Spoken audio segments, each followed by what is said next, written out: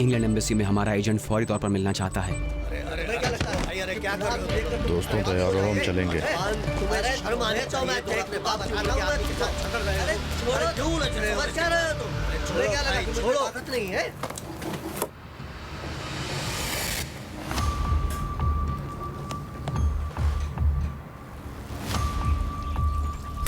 सलाम अम्मी। सलाम बेटे। सलाम जनाब। मैंने पैकेट्स को अलग कर दिया है, मैं खुद आकर ले जाऊंगी या ड्राइवर को बोल दूंगी, वो आकर ले जाएगा। कुछ हुआ है क्या मोहम्मद? उस खातून की फोटो स्क्रीन पर लाओ। कौन खातून? वो जो डॉक्टर करीमी के कत्ल के मौके पर भाग गई थी। ये रही जनाब। ठीक है, जूम करो।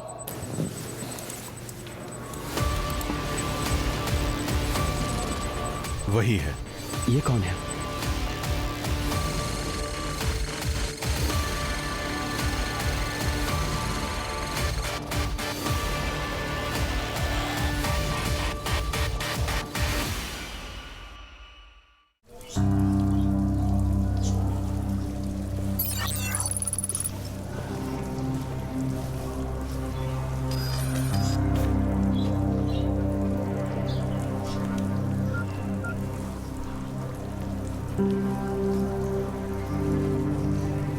सलाम जनाब, माफ कीजिएगा जहमत दे रहा हूँ, एक परेशानी पेश आ गई है। मुझे एक जीपीएस मिला है, वो भी मेरे घर में। दास्तान लंबी है थोड़ी, हाजिर होकर बात करूंगा। उसे अपनी जगह पर रख के आपके पास आता हूं, इजाजत दें।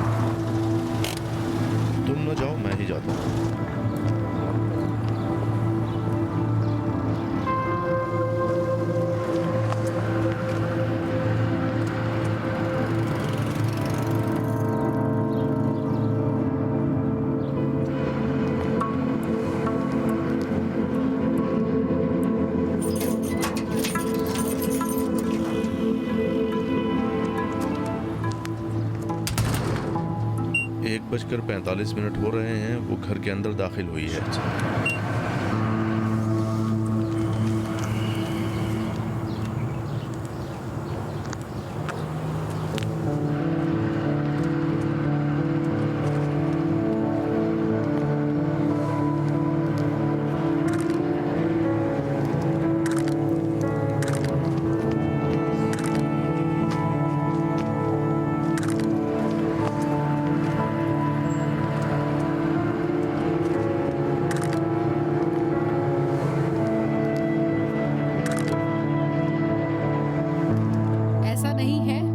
बहुत कुछ है अभी। 1 मिनट रुक जाओ। देखो, देख रहे हो, और भी है।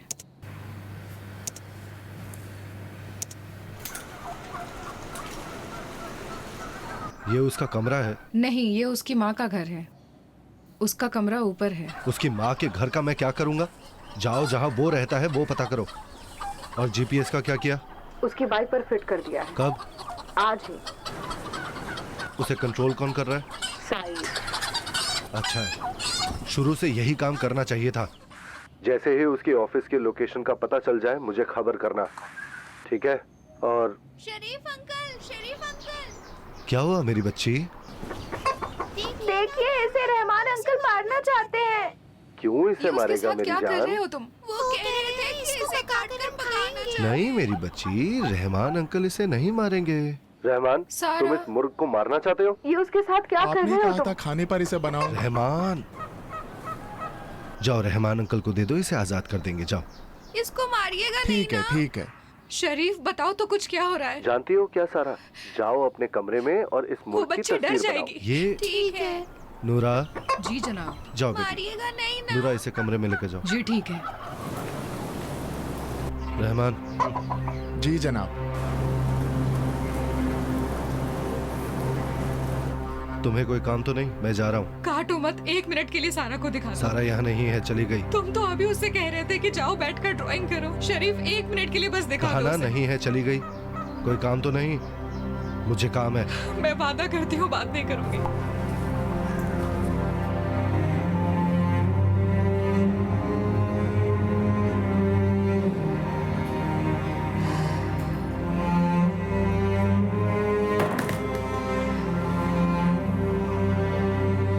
अच्छा, अगर उन्हें गिरफ्तार करेंगे तो कुछ हाथ से जाने वाला मुतमईन नहीं हो? है। जी जनाब, उनकी शिनाख्त की जा चुकी है और अमली तौर पर अब उनका बाहर रहने का कोई फायदा नहीं है। ये मेरे घर तक आ चुके हैं क्योंकि ये मेरे बारे में मालूमात लेना चाहते हैं, या वो मुझे अपने साथ काम करने पर मजबूर करना चाहते हैं, या ये चाहते हैं कि मेरे जरिए मेरे आदमियों की पहचान करके मेरे दफ्तर में घुस सकें।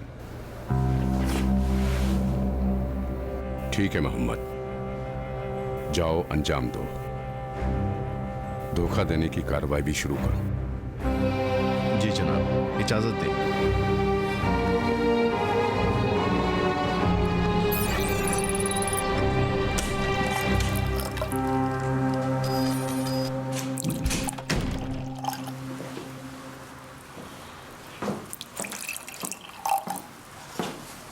मुझसे कोई काम था? हाँ जाओ बैठो।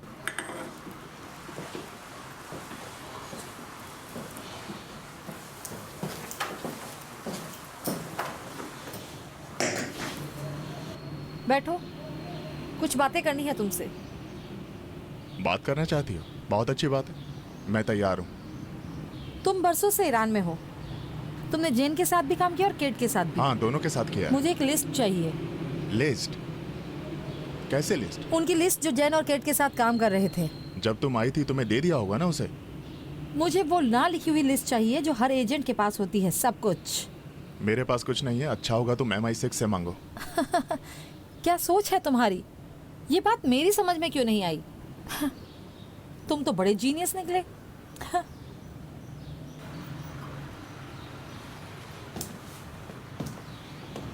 खाने की टेबल पर वो लिस्ट चाहिए, नाम और उनकी डिटेल, और वो जो काम करते थे।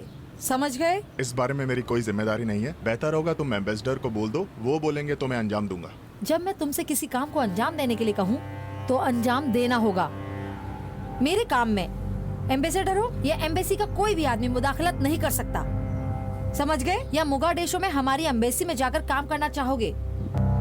समझ गया। मैंने जाने को नहीं कहा।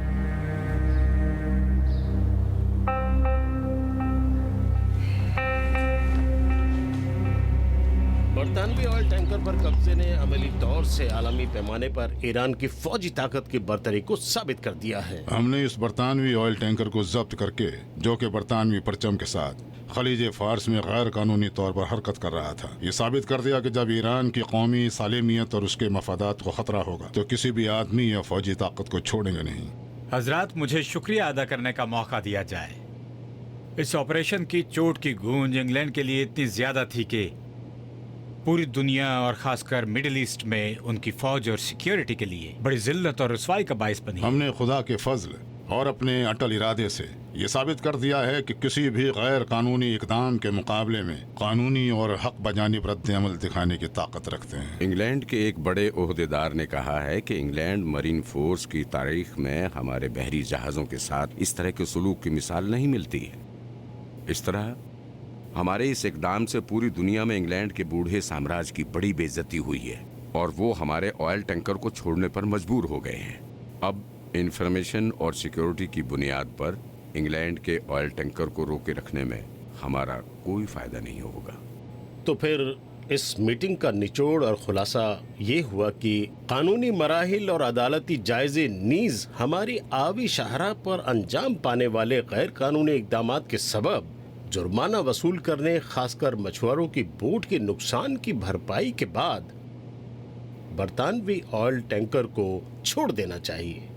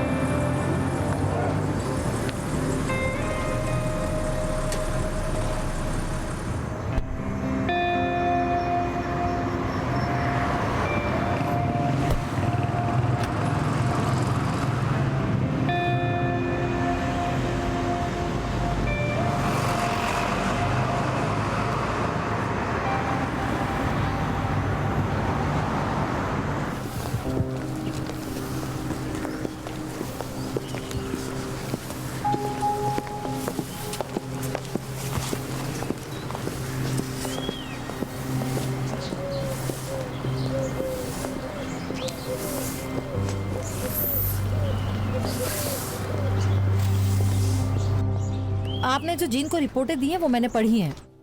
मुबारक हो आपको, आपका काम अच्छा था। नपातुला, मंतकी और मुकम्मल। शुक्रिया। जीन ने आपकी रिपोर्ट पर लिखा है हमेशा की तरह मुकम्मल है। मिस मेरिट की मेहरबानी थी मुझ पर। तकल्लुफ ना करें, ये हकीकत है। शुक्रिया। हम उसी तरह काम करना चाहेंगे जिस तरह जीन के साथ करते थे। उस वक्त के हालात अलग थे। हाँ, जानती हूँ कि सब कुछ बदल गया है।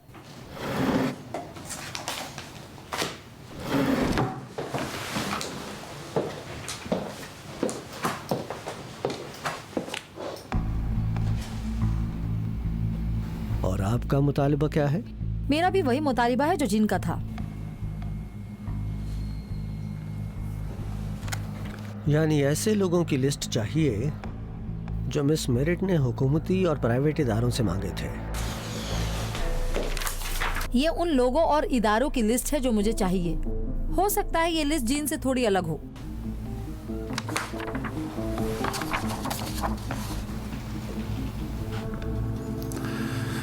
अच्छा, तो मैं आपको कैसे बताऊं? उस वक्त के हालात अलग थे।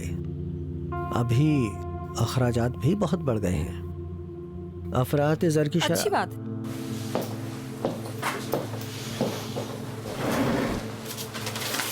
हर चीज की अपनी अलग कीमत होती है कामरान साहब।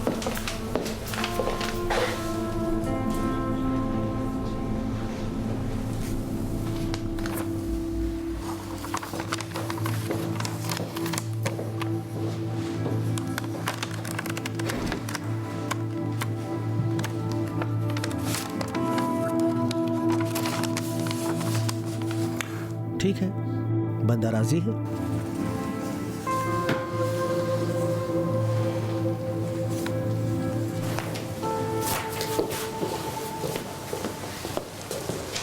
वाह वाह, नेकपुर साहिबा, खुशामदीद। सलाम। सलाम, आप कैसी हैं? मैं ये पूछने आई हूँ कि रहमानी साहब को वीज़ा अभी तक क्यों नहीं मिला? जल्दी ना करो, काम चल रहा है उस पर। हमेशा देर हुआ करती है, ये पहली बार तो है नहीं। वीजा के लिए बहुत सारी एप्लीकेशंस आती हैं, तुम तो जानती ही हो कि काम बहुत बड़ा हुआ है। रहमानी साहब कोई मामूली आदमी नहीं है जिन्हें दूसरों की तरह देखा जाता है। मेरी नज़र में ये कोई खास आदमी नहीं है। तुम ऐसी बात कैसे कह सकते हो? रहमानी साहब इस मुल्क की जानी मानी हस्ती हैं। अभी की हुकूमत में इनके चचाजाद भाई भी हैं। अभी उनके हाथ में मुल्क के 30 अहम ओहदे भी हैं। वो एटमी डील की टीम में भी शामिल थे। माफ करना, मुझे ये बताओ कि खास आदमी होने के लिए क्या क्या होना चाहिए?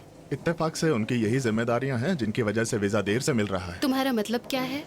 तुम्हारे मुल्क में एक ऐसी इंटेलिजेंस एजेंसी है जो डील करने वाली टीम पर नजर रखती है। क्या नाम था उस आदमी का? डॉक्टर अशरफी। गवर्नमेंट ने उसे मेडल दिया था। अभी वो कहाँ है? जेल में। जुर्म जासूसी है। वो अलग मामला था। रहमानी साहब का सपोर्ट बहुत ज्यादा है। उन पर इतनी जल्दी इल्जाम नहीं लगाया जा सकता है। कोई भी अदारा या आदमी उनके पास फटकने की हिम्मत नहीं कर सकता। मेरे ख्याल से अगर वो एम्बेसी में आकर मिल लेंगे तो बहुत सी परेशानियां दूर हो जाएंगी। वो किस लिए एम्बेसी में आए? मेरे पास उनके वीजा के सिलसिले में वकालतनामा मौजूद है। अब रह जाता है फिंगरप्रिंट और वीजा लेने का मामला, तो उस वक्त वो खुद एम्बेसी में आ जाएंगे। तो फिर इतना शोर मत मचाओ कि उन्हें जल्दी है। देखो जैसन, रहमानी साहब अपनी बेटी से इंग्लैंड में मिलने के लिए जल्द अज जल्द लंदन जाना चाहते हैं। मेरी रिक्वेस्ट है कि मदद करो। जहाँ तक मुझे मालूम है उनकी बेटी अमेरिका में है, वहाँ जाकर उससे क्यों नहीं मिल लेते? वीजा के एप्लीकेशन फॉर्म में सब कुछ बता दिया गया है।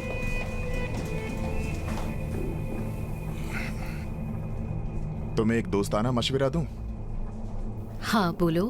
एम्बेसी में आकर उनके मिलने के बाद उनके वीजा हासिल करने का काम आसान हो जाएगा।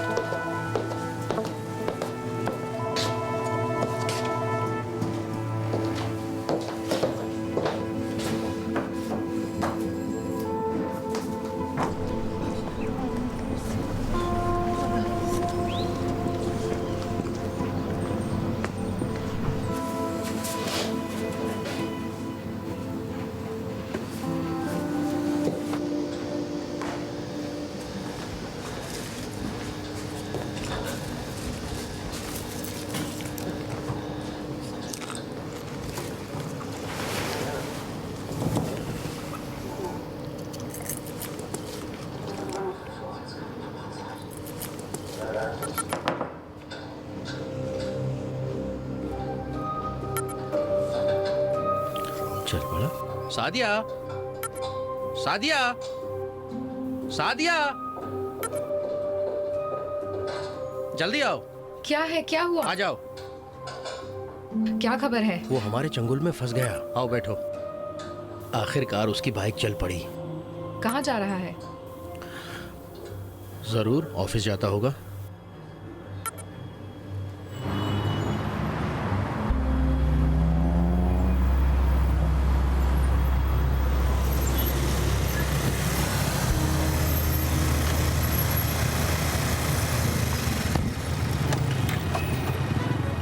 सलाम जनाब। ये लो। सलाम। ठीक हो? शुक्रिया, मैं आपकी खिदमत करूँ। बहुत एहतियात से, स्पीड ज्यादा मत रखना। ठीक है, इत्मीनान रखिए। जाओ, राब्ते में रहूंगा।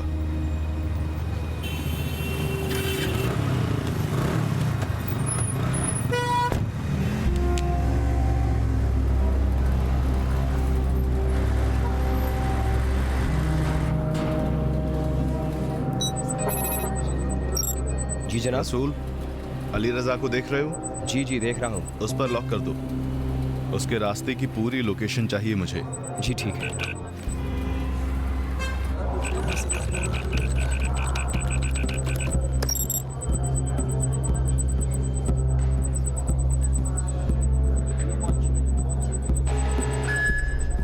मुतमईन हो वो अपने ऑफिस ही जा रहा है?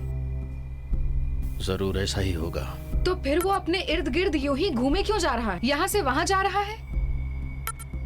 जरूर इत्मीनान कर लेना चाहता होगा कि कोई उसका पीछा तो नहीं कर रहा है।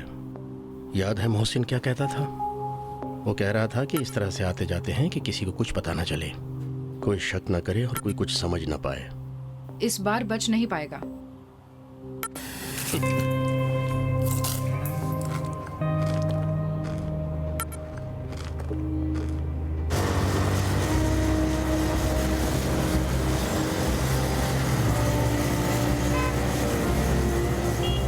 इस लिहाज से तुम्हारे पास साइद और सादिया के बारे में बताने के लिए कुछ भी नहीं है? क्या बताऊं उनके बारे में कैप्टन साहब? मैं तो जो भी बोलता हूं आप मानते ही नहीं है। मैं कहता हूं उनका घर वहां है, आप मानते ही नहीं है। उनका नाम भी मैंने बता दिया। मैं कहता हूं अगर आप चाहे तो आप मुझे यहाँ से आजाद कर दीजिए, मैं जाऊंगा उनको गिरफ्तार करके आप लोगों के सामने लेकर आऊंगा। फिर भी आप नहीं मानते हैं। बताइए अब क्या बोलूं मैं? इसके अलावा कुछ और? जी, अगर इन दोनों के बारे में तुम्हारे पास कुछ है तो बता दो। देखिए हाजी साहब, आप पर कुर्बान हो जाए मेरी जान, मैं इस मामले में बेगुनाह हूँ। मुझे कहते हैं फालतू वाला मोहसिन। आप संजीदा ना हो, मैं बहुत ही मामूली आदमी हूँ, आप मेरे बारे में संजीदा ना हो। कोई मुझे कहता है फला जगह चले जाओ, फला आदमी का पीछा करो, देखो कहाँ आता जाता है, क्या पहनता है, क्या उड़ता है, किससे मिलता जुलता है, क्या चाहता है, बस यही। और माशाअल्लाह आपका वो एजेंट जिसका मैं पीछा कर रहा था, वो मुझे चकमे पे चकमा ही दिए जा रहा था। मुझे समझ में ही नहीं आता था उसके बारे में कुछ। कभी कार में आता था, कभी बाइक में चला जाता था, कभी बाइक से आता था, कभी पैदल चला जाता था, कभी पैदल आता था और मेट्रो से चला जाता था। माशाअल्लाह बहुत ही चालाक और होशियार आदमी है वो। लेकिन कैप्टन साहब, मेरा इस चीज से कोई लेना देना नहीं है, मैं बिल्कुल बेगुनाह हूँ। तुमने मेरी बात का जवाब नहीं दिया। इन दोनों मुल्जिमों के बारे में तुम्हारे पास कुछ है तो बता दो। नहीं, अभी मुझे कुछ याद नहीं आ रहा।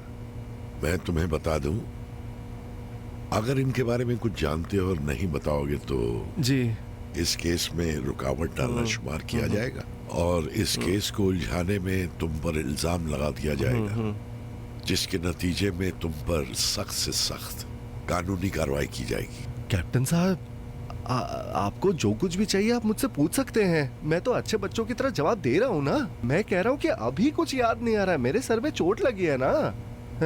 ठीक है, इस बारे में मैं तुमसे और कुछ नहीं पूछूंगा। फिर तो सब ठीक हो गया ना? अब तो मैं अपने घर जा सकता हूँ ना? ये क्या है? क्या? ये एक्सीडेंट। अच्छा, तो फिर इसके बारे में तफसील बताओ। तो कैप्टन साहब, आप तो खुद ही कह रहे हैं ना, ये एक्सीडेंट है ना। उस चीज को क्या कहते हैं जब दो चीजें आपस में टकराती है, बस ऐसे ही टकरा जाती है। हाँ? तुमने बस यूं ही एक बाइक वाले से एक्सीडेंट कर दिया? हाँ, मैंने कहा ना अचानक हो गया। मैं अपनी कार में बैठा हुआ था, मेरा ध्यान मेरे मोबाइल पर था, मैंने ध्यान ही नहीं दिया। अचानक सर उठाया, मैंने देखा कि अरे ये तो एक्सीडेंट हो गया। तेजी से ब्रेक लगाया लेकिन कोई फायदा नहीं हुआ। मेरे कार की बोनट उसके बाइक से टकराई और वो बेचारा हवा में उछल गया। जनाब, हम जो भी मुसीबतें झेल रहे हैं इस मोबाइल की वजह से, आप लोगों को समझाने की कोशिश कीजिए कि वो ऐसा ना करे। और अस्पताल में क्या कर रहे थे? वहां भी बस यूं ही पहुंच गए थे? वो कैप्टन साहब, जब मैंने उसे टक्कर मारी तो मैं बहुत डर गया था कि उसके सामने जाऊं। जब एम्बुलेंस आई और मैंने देखा वो जिंदा है, तब मैंने खुदा का शुक्र किया। उसके बाद मैंने एम्बुलेंस का पीछा किया, अस्पताल के अंदर गया। कैप्टन साहब, मैं भी एक इंसान हूँ, मेरा जमीर मुझे मलामत कर रहा था। मैं इसलिए अस्पताल गया कि अगर मुझसे कोई काम या मदद बन पड़े तो मैं कर सकूं। मैं ऐसा करना चाहता था। मैंने सोचा कि अगर खून, लिवर, किडनी, किसी भी चीज की जरूरत पड़े तो मैं मदद कर सकूं। क्या मैंने गुनाह किया? बताइए हाजी साहब। क्या तुम ये खेल यूं ही जारी रखना चाहते हो? कौन सा खेल कैप्टन साहब? अपने वालिद की कसम, मैं सच कह रहा हूँ। तुम्हारे अब्बू तो मरहूम हो चुके हैं। खुदा उनकी मगफिरत करे। तो मेरी कसम समझ लीजिए, क्या फर्क पड़ता है? मैं कोई झूठ नहीं बोल रहा हूँ आपसे कैप्टन साहब। देखिए, मैं जानता हूँ कि मैं अगर आपसे सच नहीं कहूँगा तो आप मुझे ऐसे ही छोड़ नहीं देंगे। यहाँ से जाना मेरा मुश्किल होगा। मगर ये कि मेरे पास कोई तुरुप का पत्ता हो जो मैं आपके सामने खोल कर रख दूं और फिर आप कहे कि वाह, शाबाश, अब तुम जा सकते हो।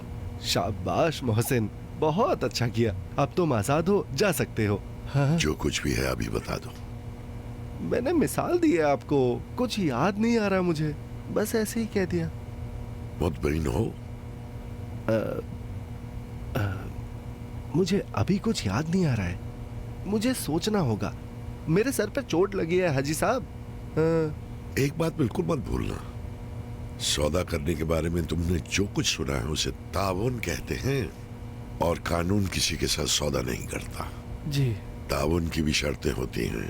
अहम मालूमात मुनासिब वक्त पर हुआ करती हैं, मुनासिब वक्त पर हुआ करती हैं और इसके बारे में फैसला भी अदालत करती है, ना कि तुम। मैं भी यही कहना चाहता था।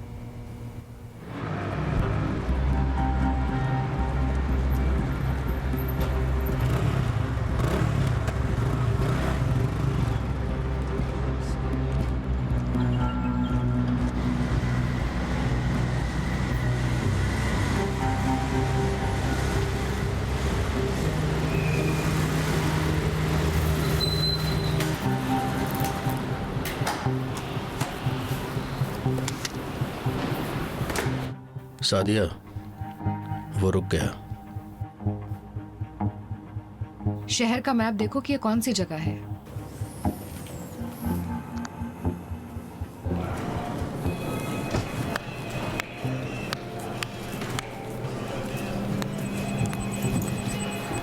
सलाम रसूल, सलाम जनाब। कैसे हो तुम? जी, काम हो गया? जनाब ये रहा। अच्छा, वहाँ के कैमरों की क्या पोजीशन है? एक बहुत बड़ी बिल्डिंग है। इसे बहुत ही अहम और खुफिया होना चाहिए। रुको देखता हूं। ये एक तिजारती कॉम्प्लेक्स है। इस पर लिखा है मल्टी लेवल पार्किंग।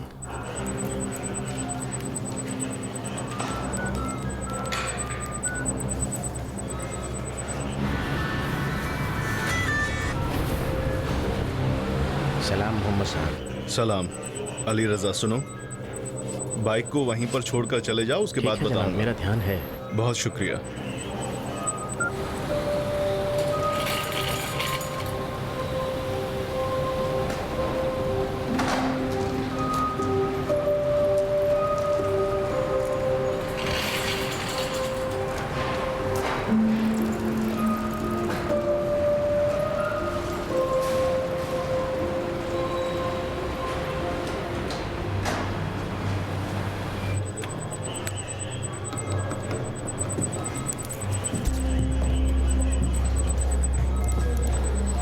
क्या ये वही जगह नहीं है जहाँ इन्होंने एक मर्तबा मोहसिन को चकमा दे दिया था?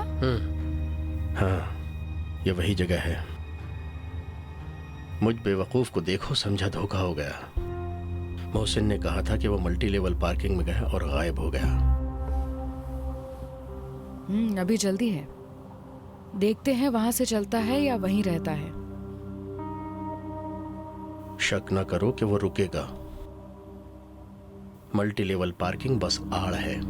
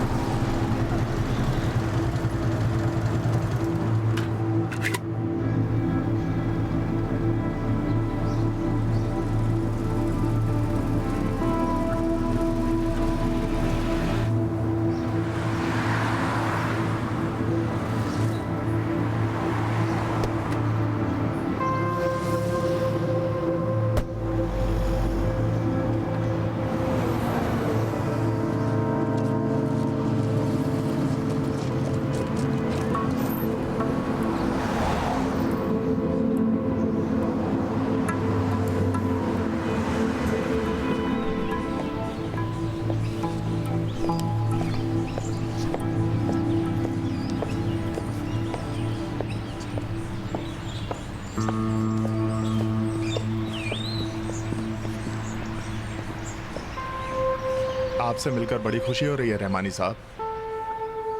शुक्रिया। कैसे हैं आप जनाब? ठीक हूं, लेकिन आपसे मुझे शिकायत है। मैं समझ सकता हूं। ईरानियों को वीज़ा देने के सिलसिले में इंग्लैंड की हुकूमत का कानून ज़रा सख्त है। अच्छी बात है, आपने मुलाकात के बाद बात करने को कहा था। अच्छी बात है, मैं सुन रहा हूं। जी जरूर।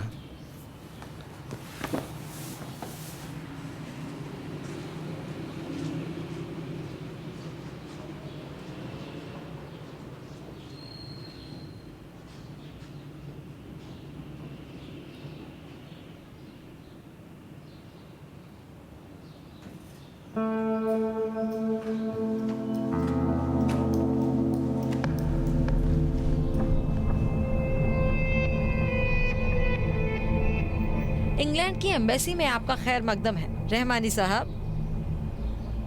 आप कहना क्या चाहती हैं, मैं समझा नहीं। क्यों? मैंने तो अपनी बात बिल्कुल क्लियर कही है। मतलब ये है कि मैं 4 लोगों को उन ओहदों पर रख लूं जहां आप चाहती हैं, है ना? रहमानी साहब, आप तो ऐसे बात कर रहे हैं जैसे कि मैंने उन्हें प्रेसिडेंट बनाने के लिए कहा है। बस आप उन्हें काम पर रख लें। हाँ, लेकिन अरसा हो रहा है कि ईरान में हुकूमती ओहदों पर तकर्रुरी बहुत ही पेचीदा हो गई है। हम सभी को पेचीदा हालात की आदत बन चुकी है। हमें भी और आपको भी। इसलिए हमें सच्चाई से पेश आना चाहिए रहमानी साहब। इंग्लैंड की हुकूमत ने अपनी नेक नियति साबित कर दी है, क्या ऐसा नहीं है? ईरान इंग्लैंड के लिए हद से ज्यादा अहम है। ये हुकूमत चली जाए, दूसरी हुकूमत आ जाए, आपको पता है उस वक्त आपका कोई ठिकाना नहीं होगा। आप हमें अपनी नेक नियति साबित करें, हम भी आपकी मदद करेंगे। तजुर्बे ने यह बात साबित कर दिया कि दुनिया में आप जैसे हुकूमती लोगों की हुकूमतों के खात्मे के बाद दूसरी हुकूमतों में कोई जगह नहीं होती। ये आला ओहदे वाले लोग सलाहकार की हैसियत से काम करते हैं। आप इससे कहीं ज्यादा होशियार हैं कि इसके बारे में नहीं सोचा होगा। एहतमाल है कि ईरान के इंटेलिजेंस वाले ये जानते हैं कि अभी आप ग्रेट ब्रिटेन की एम्बेसी में बैठे हुए हैं।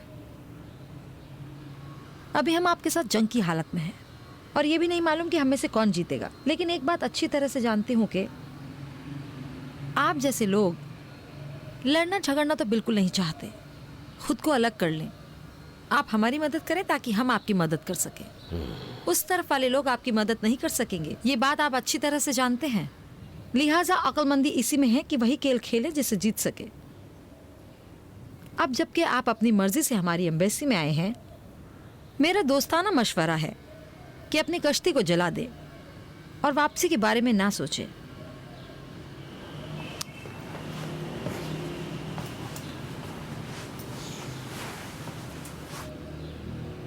क्या आप ये चाहेंगे कि अगली हुकूमत में अदालत का सामना करें या इंग्लैंड के साहिल पर रहें?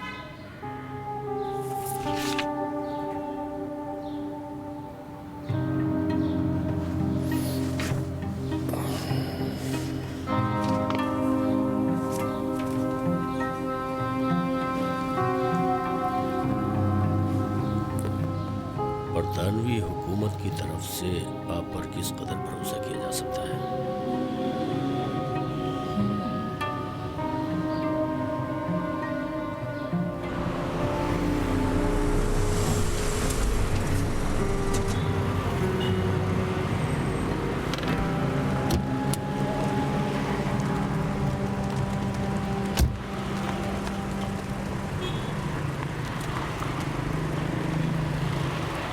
बहुत शुक्रिया।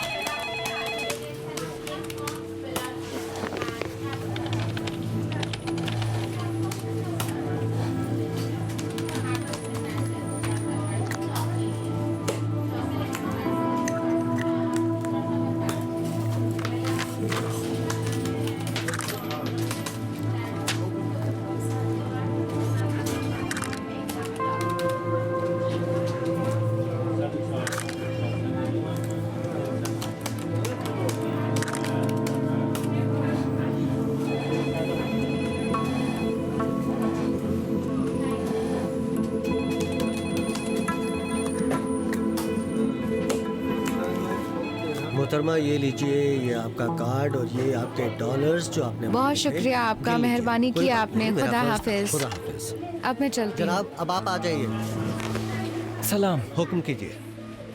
$300 है, चेंज करना है। मेहरबानी करके आप अपना नेशनल कार्ड दीजिए। नेशनल कार्ड तो है नहीं।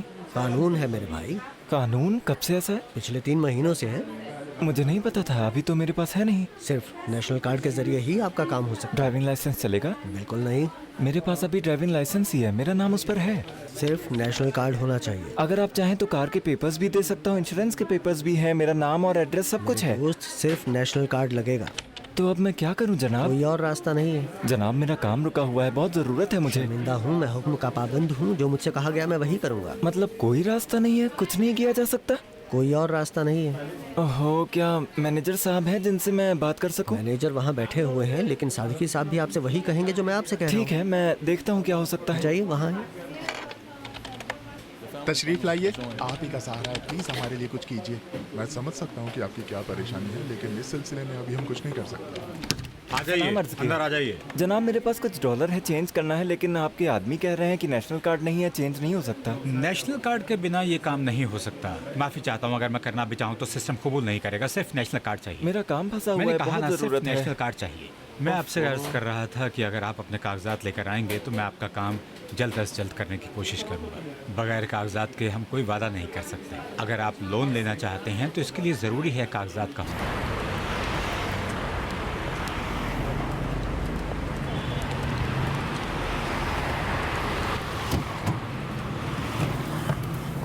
क्या हुआ? हो गया, चलो।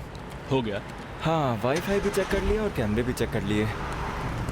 अच्छी बात है।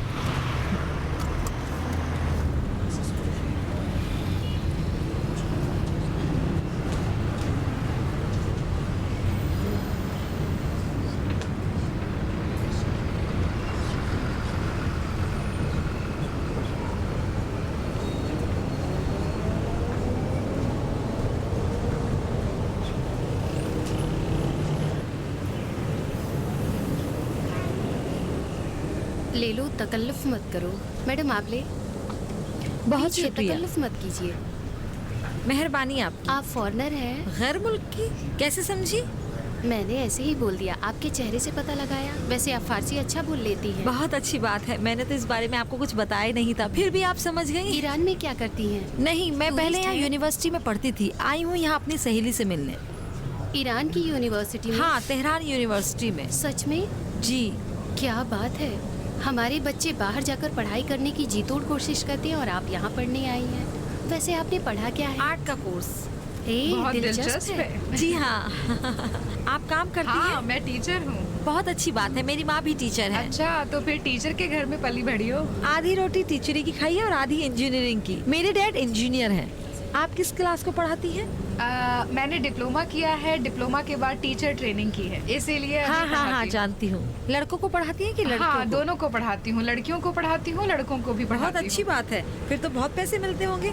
नहीं नहीं, ऐसी कोई बात नहीं है। टीचर सैलरी से कोई मालदार नहीं होता। अलबत्ता टीचर के पेशे में चाहत और लगन की जरूरत होती है। आप मजाक कर रही हैं, दुनिया में टीचर्स की सैलरी बहुत ज्यादा है, खास तौर से बड़े क्लास के टीचर्स की। मैडम, ऐसा यहाँ कुछ भी नहीं है। टीचर का तो बस नाम ही रह गया है, आमदनी कहाँ है? जब भी कोई मिनिस्टर आता है इन बेचारे टीचरों से बस वादा ही करता है। मेरे शौहर भी टीचर हैं, प्राइमरी स्कूल में पढ़ाते हैं। सुबह से दोपहर तक स्कूल में काम करते हैं और दोपहर से रात तक एक कंपनी में काम करते हैं। टीचर की सैलरी से खर्च थोड़ा निकलने वाला है। अच्छा। मैं भी घर में रहकर बच्चों की देखभाल करने के बजाय कंपनी में काम करती हूँ। अगर काम नहीं करूँगी तो घर का खर्च पूरा होगा ही नहीं। बड़ी अजीब बात है। मैं तो ये सोच रही थी कि ईरान में टीचर्स की सैलरी बहुत ज्यादा है। आप ये सब बातें मीडिया में क्यों नहीं उठाती हैं? मेरे शौहर ने अपने साथियों के साथ धरना दिया था और उसकी रिपोर्ट भी ब्रॉडकास्ट हुई थी, लेकिन हमारी बातें सुनने वाला कौन है? नहीं नहीं, मेरा मतलब यहाँ की मीडिया से नहीं, बाहर की मीडिया से है। अगर ये बात आप वहाँ की मीडिया में उठाएंगे तो यहाँ के लोगों तक पहुँच सकती है, फिर यहाँ के लोग मजबूर हो जाएंगे आपका हक देने के लिए। ये कैसी बातें कर रही हैं? कौन सी बातें? सही तो कह रही हैं, झूठ क्या है? ये सही कह रही है मोहतरमा। अगर मेरे शौहर स्कूल में ही पढ़ाते और बाहर का काम नहीं करते तो हमारे घर का खर्च कैसे चलता? ये बातें जो कि मैं टीचर हूँ मुझसे मत कहिए। मैं कुछ जिम्मेदारों की लापरवाही से होने वाली परेशानी को जानती हूँ, लेकिन ये सही नहीं है कि किसी गैर ईरानी को ये बात कही जाए। मोहतरमा माफ कीजिएगा, मैं माफी चाहती हूँ आपसे। ये हमारी परेशानी है, इसे हमें ही हल अगर करने हम दें। अपनी परेशानी हल कर पाते तो आज हमारी ये हालत नहीं होती। क्या कह रही हो? अब ये कि चाहे या ना चाहे ये हमारी परेशानी है। मोहतरमा माफ कीजिएगा, मैं माफी चाहती हूँ। आप जो अपनी परेशानियाँ किसी गैर मुल्की के सामने पेश करती हैं, क्या आप समझती हैं कि आपकी परेशानियाँ जैसी हैं वैसे ही पेश की जाएंगी? ये आपकी बातों को तोड़ मरोड़ कर पेश करते हैं जैसा कि इनका दिल चाहता है। हम हैं ही ऐसे।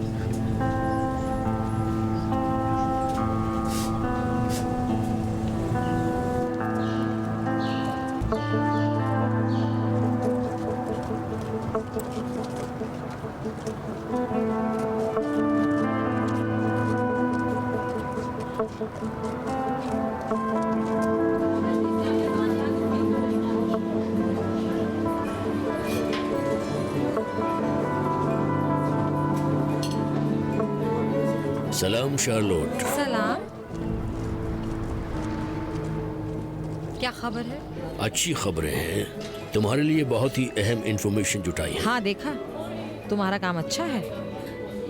तुमने ईरान की जिन 200 इकोनॉमिकल कंपनीज का डेटा मुझे दिया है वो बहुत अच्छा है, मुकम्मल था। वाकई में? वाकई में। बहुत खुशी हुई। बस फिक्र ना करो, तुम्हें पैसे मिल जाएंगे। एटमी डील के दौरान हम तुम्हारी मदद को बिल्कुल नहीं भूले हैं। मुझे खुशी है, लेकिन एक ईरानी इस्तिलाह है जिसमें कहा गया है कि जो लेन देन सही करता है वो लोगों के माल में शरीक होता है। एक और कहावत है जिसमें आया है कि अगर सब्र करोगे तो खट्टी चीज भी मीठी हो जाएगी। तुमने तो मुझे चौंका कर रख दिया है। यकीन करो, मैं तो सोच भी नहीं सकता था कि तुम बमौका ईरानी इस्तिलाहों का इस्तेमाल भी कर सकती हो। सलाम, खुशामदीद जनाब। सलाम, शुक्रिया। क्या पेश करूं आपके लिए? बराए मेहरबानी एक चाय लेके आओ। ठीक है, आप भी कुछ लेंगी? नहीं, बहुत शुक्रिया। अच्छा बताओ, कोई नई खबर है? नई इंफॉर्मेशन, मुझे बहुत ही अहम जानकारी मिली है। बूशहर सूबे के जुनूब में इलाकाए पार्स में बहुत बड़ा गैस का प्रोजेक्ट लगने वाला है। वहाँ पर प्रोजेक्ट मैनेजरों की लिस्ट से हमें फायदा मिल सकता है। इस सिलसिले में वो हमारे काम आ सकते हैं। और भी पैसे चाहिए? ये तो बड़ी अच्छी बात होगी। ओके, लाओ दिखाओ। अभी तो तैयार नहीं है। क्या ब्लैकमेलिंग कर रहे हो? क्या? ब्लैकमेलिंग की इस्तेलाह भी जानती हो? ब्लैकमेलिंग की कोई बात नहीं है, यकीन करो। मेरे पास ये पक्की इंफॉर्मेशन है कि मुल्क की 187 कंपनियों और फाइनेंशियल कंपनियां हैं जिन्होंने लोन के लिए दरख्वास्त दे रखी है। ये सभी गैर मुल्की सरमायाकारों को ढूंढ रहे हैं। इन सब ने मुझे अपने कागजात दे रखे हैं और मैं इन सब की लिस्ट तैयार कर रहा हूँ। मैं ये सब तुम्हें भेज दूंगा। कब मुझे दोगे? समझ लो इसमें 10 दिन लग जाएंगे। 10 दिन ठीक है? ठीक है, मंजूर है। बस तुम्हें इन 10 दिनों में मेरे 2 काम करने होंगे। क्या? पहला, ईरान के फॉरेन मिनिस्ट्री के जिम्मेदारों को ये मनवाना कि वो यूरोपीय मुल्कों के साथ अपने ताबन को बढ़ाएं, खासकर इंग्लैंड और जर्मनी के साथ।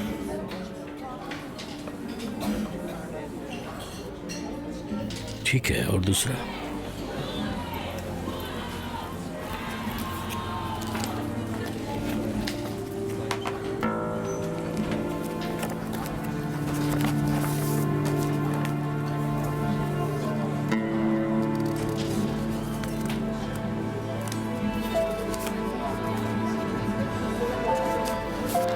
अच्छा, अब मेरे पास भी तुम्हारे लिए एक सरप्राइज है, दिखाता हूँ।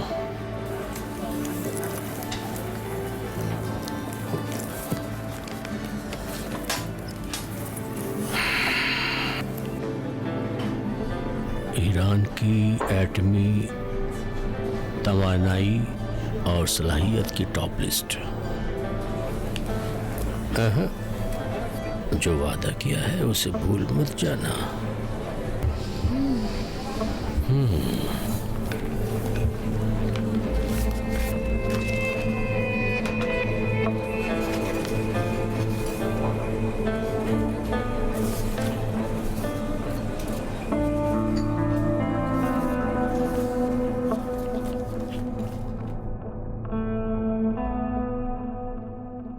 वो अपने घर की तरफ जा रहा है। हम कामयाब हो गए। उसका ऑफिस ढूंढ लिया।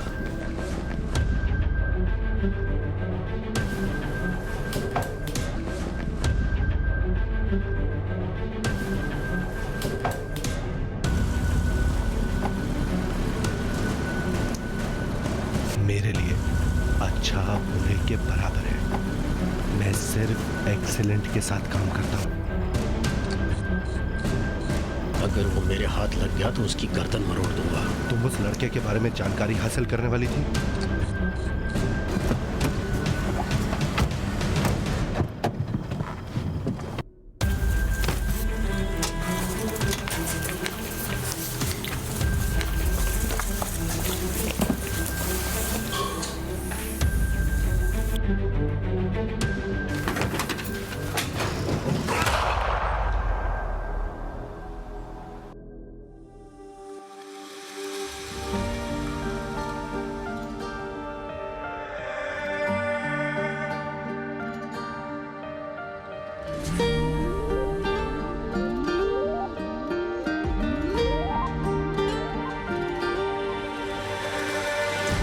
منو بغل کن عشق من که خاک مادری تویی.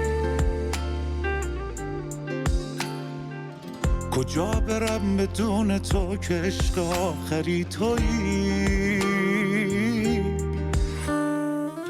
تو سرپناه خستگی من باش، من دلم پره.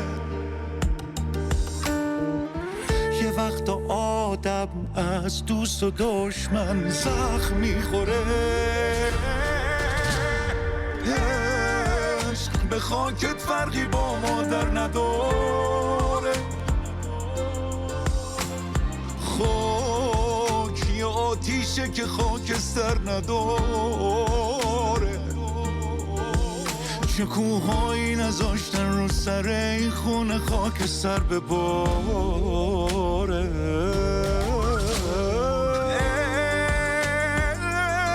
عشق یعنی پروانه و آتیش و بارون. عشق یعنی قواسی تو خاک بیابون، مثل دلگرمی دادن به رفیق توی سرمایه زمستون.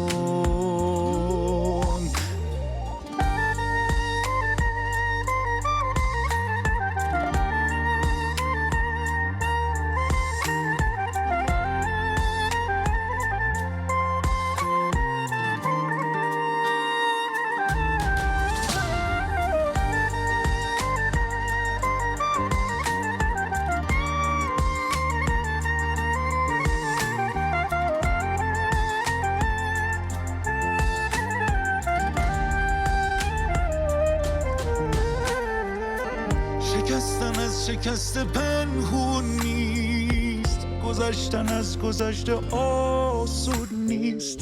جواب تشنگی که بارون نیست.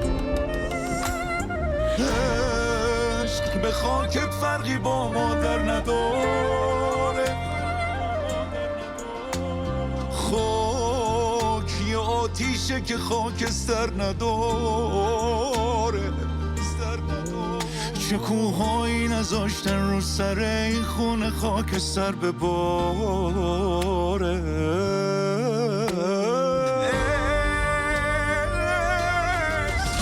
یعنی پروانه و آتیش و بارون. عشق یعنی قواسی تو خاک بیابون، مثل دلگرمی دادن به رفیق توی سرمایه زمستون.